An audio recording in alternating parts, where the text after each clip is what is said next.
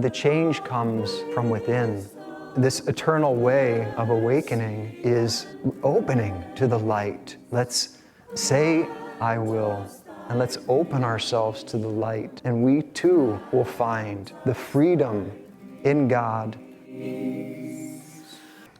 I am going to read a whisper, but I'm going to save it for the end, because I hope at that time it will feel even more appropriate. I want to first thank Padma and Hriman for inviting me to be part of this special weekend. It's been an absolute, ineffable blessing. We had the Kriya initiation, special Kriya day yesterday, and Guru Purnima today. And really the beauty of everything that's transpired has been reflected by the love and joy that I see in all of you. This beautiful temple that we have here is really a reflection of the temple within us, the temple of our hearts. And in fact, that's why, partly why, I might be going out on a limb here, but that we call it the Blue Lotus Temple.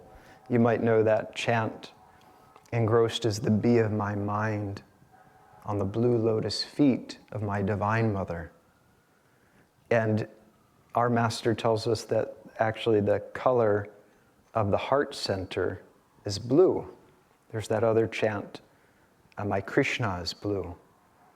But really, these are, of course, talking about our own aspiration to our own self. So that temple and that beauty I've seen in all of you. And I just want to express my gratitude. And congratulations to the new Kriya initiates from last night on taking that important step in your spiritual life. So, as I was meditating, we kind of had three things coinciding today. We had the Kriya initiation. We have the Sunday service topic of self-effort 2. That's TOO, is needed. And today being Guru Purnima. And I think this is such a beautiful Krishna, by the way. And those might be Swami's Kriya. Is that Swami's Kriya Mala? So we have special blessings up on the altar too. So I was thinking, well, how to weave all three of these together.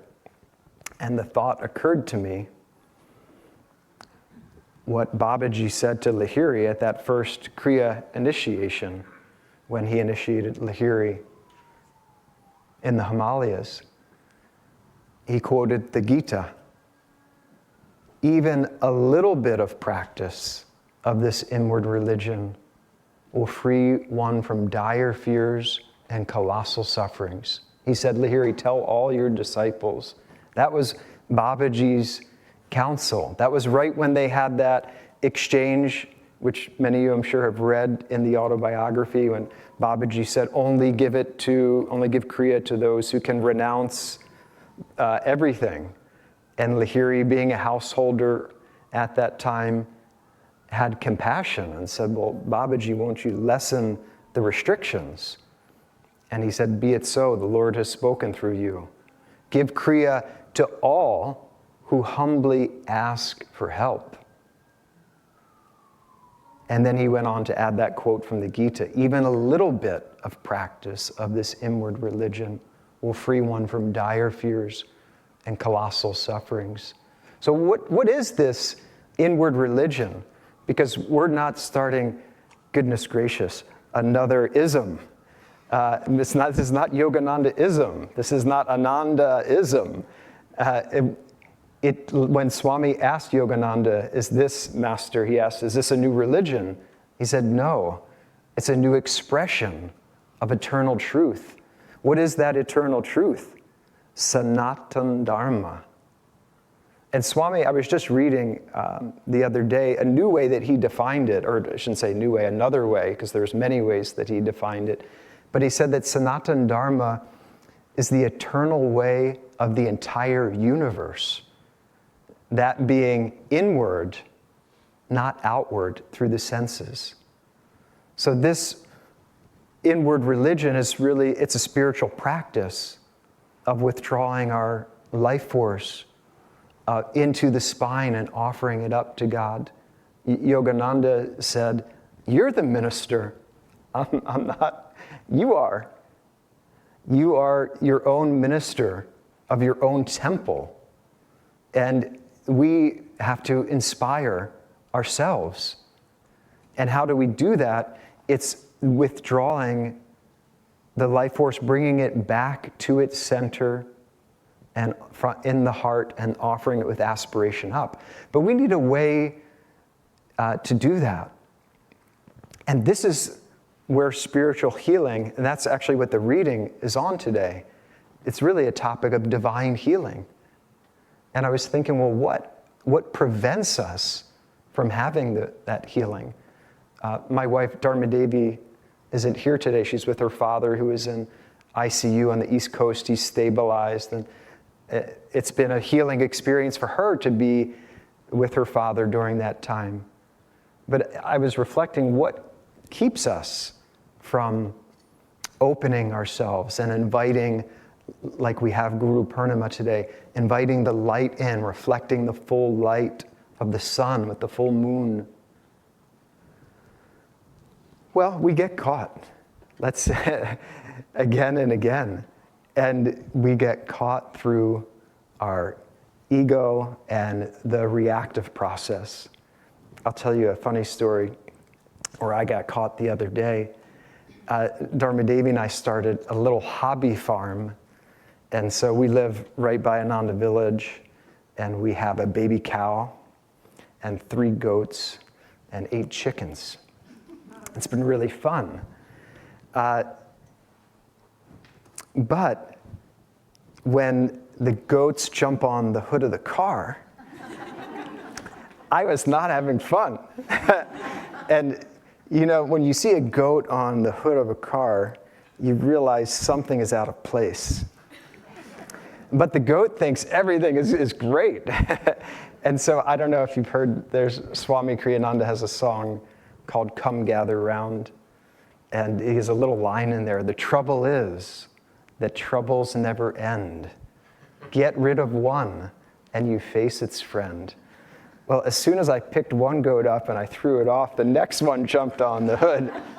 So I was getting rid of one goat and another was coming. And then I realized, oh my God, this is I'm going to come gather round. And then when we simply walk away, and I walked away and towards the grain, you know, the goats, when you disengage, they disengage. And so it is with our karma, right? The more involved we get in it, the more caught up we are in it, the more it's a big deal, and the more we get frustrated, impatient, angry, whatever it is.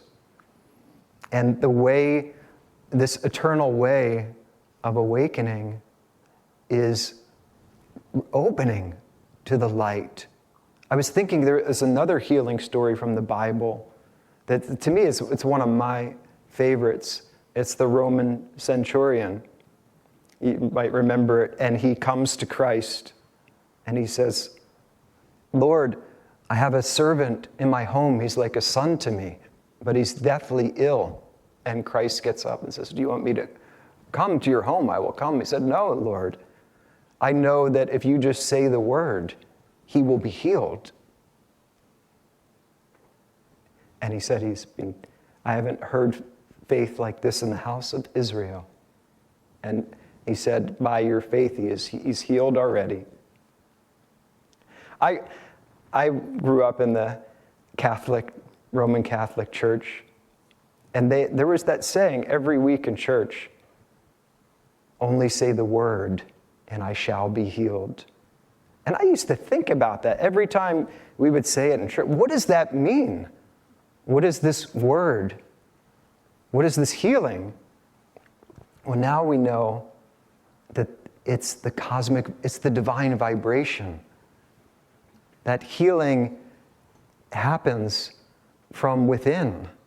We, like this reading is talking about, we're just the ignition, Swami is saying. Self-effort is just the ignition But of what use of the ignition if it doesn't acknowledge the power of the motor behind it? It's only God's healing power. And there's a story that Yogananda would tell of this thief who he went around and he, just for fun, he would shoot birds. And he just delighted in, killing creatures. And he had this sadistic sense about him. And then he was in the forest and he came across this beautiful lake with tons of birds. But he saw this scene. He saw a saint there that was praying and meditating, and the birds were on his shoulder. And he was just awestruck. But at the same time, he thought, oh, if I act like a saint, then I can get close to the birds and kill them more easily. And so he got his robe on, and he got his mala, and he did his fake prayer. And lo and behold, as he did it day after day, he got better and better at the imitation of this Christ-like sage that he saw. And he got actually more into the real bhav, the spirit of it. And then one day a bird did actually land on his shoulder. And he had, swords on him, and he was ready to kill the bird. But with that bird's touch on his shoulder, it opened up this compassion in his heart. And he could no longer do that.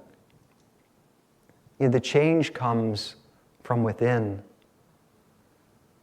Master said, what comes of itself, let it come. So often we're fighting, right? That's part of our problem, is we're fighting with life.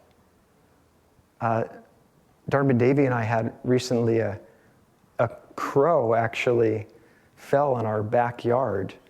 And we realized that this crow was dying, and we wound up resurrecting this crow, and he became our little pet, and we would walk around with him. He was the cutest little guy. I called him Claudio. People said, how do you know he's an Italian crow?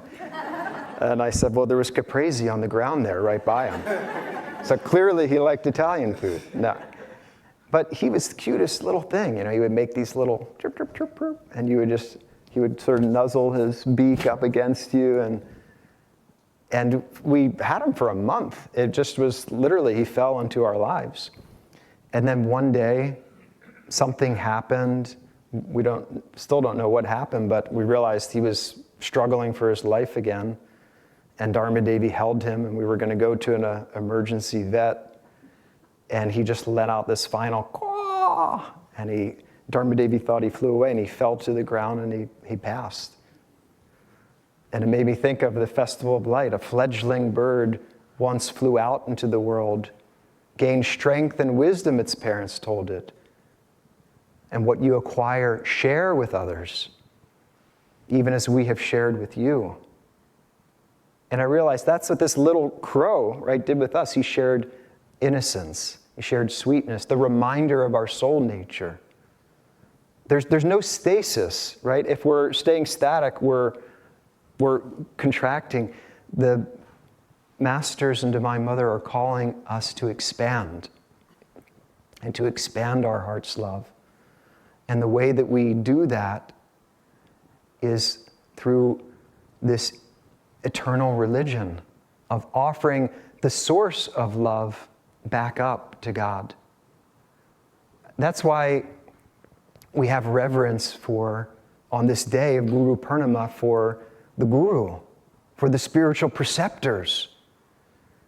Because were it not for the saints, where would we be? I mean, when I encountered Swami Kriyananda, my life completely changed. And it's really just a loving invitation. Like Swami's whole life, I feel, it was really an invitation through inspiration, right? There's no what did Sri Yukteswar say? The gate is always open. You can go anytime you want, right? He would say this to Master. There's no one imposing. It has to come of our own volition. The first conversation I had with Swami was of that ilk. He was coming in from Europe on the QE2, this big charter boat, and there was a couple with him and a small group of us. I had never met Swami, greeted him in Port Authority there in New York. And Swami was giving a program, I think it was Hope for a Better World, that weekend at the Ananda, Rhode Island community. And we shared this very simple exchange. He just turned to me and said, "Will you be coming?" It was 4 words. It was very simple. And I responded enthusiastically, "Yes, sir. Of course I'll be coming." But I think about that interaction every day, because it's like Divine Mother is asking us, isn't she, in every moment, will you be coming? Will you be coming home to the inner light, or will you be getting caught up with the goats of your karma? Bad pun intended. Will you be coming? Because remember, and with this connecting to our kriya initiation, with the science and art of kriya, it's will, right? What do the kriya yogi, the disciple at the initiation says, I will. Meaning that is the I will of discipleship. That's really all we can do, is just take that one step. And the more we do that, the more we feel our life is blessed. As Swamiji says in a song, it's a beautiful song, The Hill That Was Tara, every effort we spend gives more strength in the end, until our gladness in life is ever new. So let's take that next step. Let's say, I will, and let's open ourselves to the light. And we too will find the freedom in God, like the sun that is shining on this full moon today. And we will have that ultimate healing, like the woman who touched just the hem, just the edge of Christ's cloak, and was healed instantaneously. And what was she healed of? Yes, her physical malady at that time, but the deeper healing was the ignorance that there was any separation.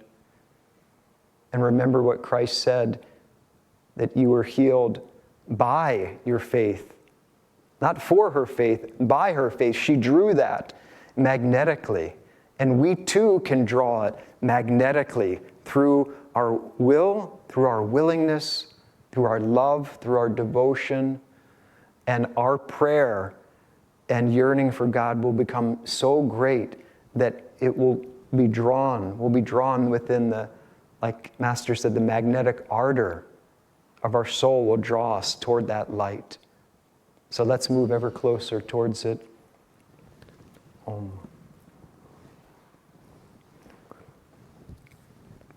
And we have more music. Did you want to rate your whispers?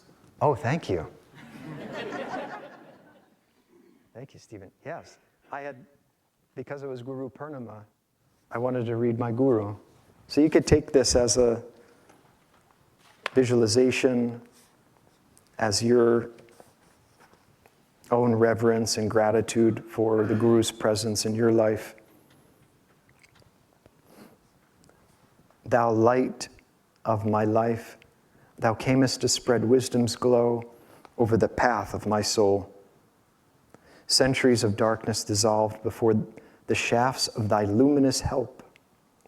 As a naughty baby, I cried for my mother divine, and she came to me as my Guru, Swami Sri Yukteswar.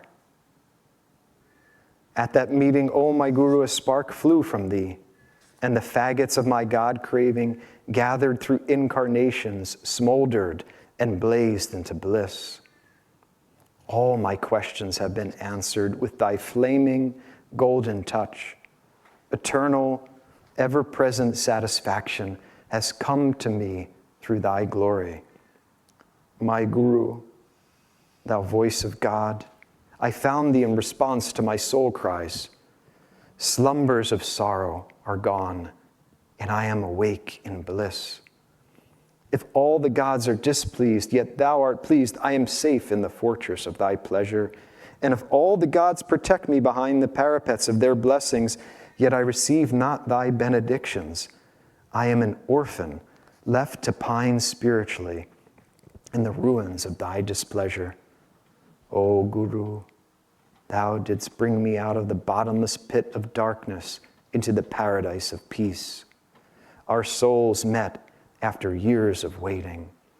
They trembled with an omnipresent thrill. We met here because we had met before. Together we will fly to his shores where we will smash our planes of finitude forever and vanish into infinite life. I bow to thee as the spoken voice of silent God. I bow to thee as the divine door which leads to the temple of salvation. I bow to thee, to thy master, Lahiri Mahashaya, harbinger of yoga in Benares, and I lay the flowers of my devotion at the feet of Babaji, our supreme master. Of nightly separation from thee, I will taste thee and mentally say, God.